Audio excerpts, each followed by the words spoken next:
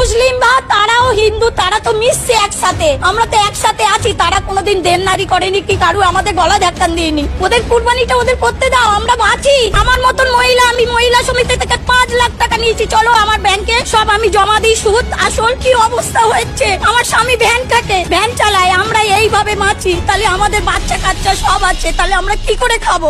না তো গলায় দড়ি দিতে বলো, আর না হলে বিষ আনতে বলো। বিষ তো ফ্রি পয়সায় পাওয়া যাচ্ছে। আমার 5 লাখ টাকা লোন নেওয়া, সব মহিলারা এসছে আমার বাড়িতে, এসে বলছে লোন শোধ করো। আমি কি করে করবো? চলো আমার বাড়িতে। কি অবস্থা, ও গরু লাগাচ্ছে, কোন আটকেলে ও খাওয়া দিতে পারবে? এককাল গোবর ফেলতে পারবে? তো বন্ধুরা, ভাগ্যের চাকা কিভাবে ঘুরে যায় সেটা আজকে আমি হাতে নাতে প্রমাণ পেলাম।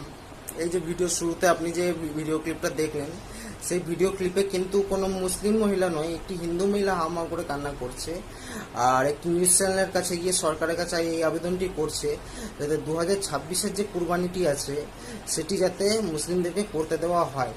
নয়তো এই মহিলাটি বলছে যে আমরা যে এরকম লোন নিয়ে গরু কিনেছি, তো গরুর কেনার লোনের টাকাটা আমরা কিভাবে শোধ দেবো যদি মুসলিম ভাই বোনেরা গরু কুরবানি না করে আর গরু না কেনে। হ্যাঁ, তাহলে দেখুন এখানে ভাগ্যের চাকা ঘোরার কথাটা আমি কেন বললাম, কারণ দেখুন যেই একটা জিনিসের জন্য যেই জাতির লোকদেরকে যুগ যুগ ধরে ঘৃণা অপছন্দ করে আসা হলো, আজকে তারা কিন্তু, এখানে আমি একটা ক্লিপ লাগিয়েছি, তারা কিন্তু রাস্তায় নেমে পড়েছে। তারা কিন্তু পরিষ্কারভাবে বলে দিচ্ছে যে আমরা গরু কিনবো না, গরুকে বয়কট করুন, আমরা গরু কুরবানি করব না। হ্যাঁ, কিন্তু আজকে দেখুন মানে কেসটা কিরকম ঘুরে গেল, যে যারা তাকে মা বলতো, হ্যাঁ, যে দেখুন অনেক লোকেই এই কমিউনিজমটাই দিত। যদি আপনি কাউকে প্রশ্ন করতেন যে ভাই তুই সব জাতিকে মোটামুটি সম্মান করিস, সব ফাংশন সব জাতিরই ফাংশন প্রোগ্রাম মোটামুটি অ্যাটেন্ড করিস, কিন্তু মুসলিম জাতিকে এত কেন ঘৃণা করিস? কেন দেখুন আমাদের ভারতবর্ষটা কিন্তু শুধু হিন্দু মুসলিম জাতি নিয়ে কিন্তু সৃষ্টি হয়নি, এখানে কিন্তু হিন্দু মুসলিম শিখ খ্রিস্টান সবই আছে।